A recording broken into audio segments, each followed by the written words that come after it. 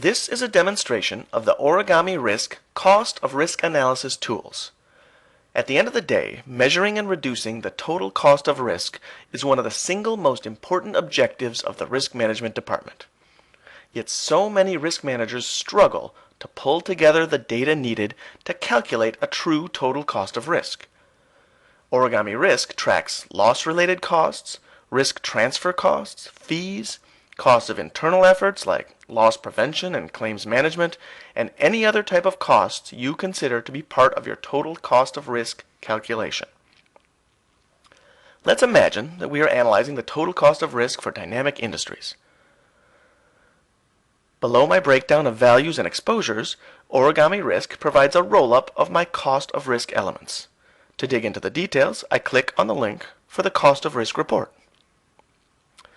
At the top of my screen, Origami Risk presents a pair of pie charts. The first provides a breakdown of my total cost of risk by cost element. The second pie chart provides a breakdown of my total cost of risk by line of business. The report also provides a breakdown of these cost drivers. Notice each line of business is listed separately on the left, and that some cost elements occur in many lines, while others are exclusive to one particular line.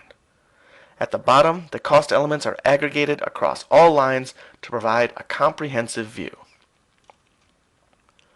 Origami doesn't stop at tracking all cost elements and presenting a cost of risk analysis. Origami Risk provides a powerful tool to generate allocation models with complex formulas and manual overrides. Gone are the days of merging a dozen spreadsheets to bring together cost of risk elements, claim frequency and severity, exposures, and additional weighting factors into yet another spreadsheet in order to apply manual adjustments for smoothing and further adjustments. At the moment, we are looking at an allocation that includes calculated allocations along with a manual distribution of RMIS costs. As you can see, Origami Risk includes the notion of manual entries with comment fields for annotations to ensure that users understand these entries at a later point in time. Notice I have 6 cost elements listed and that the system is using the formula called frequency and severity to determine weighting and distribution.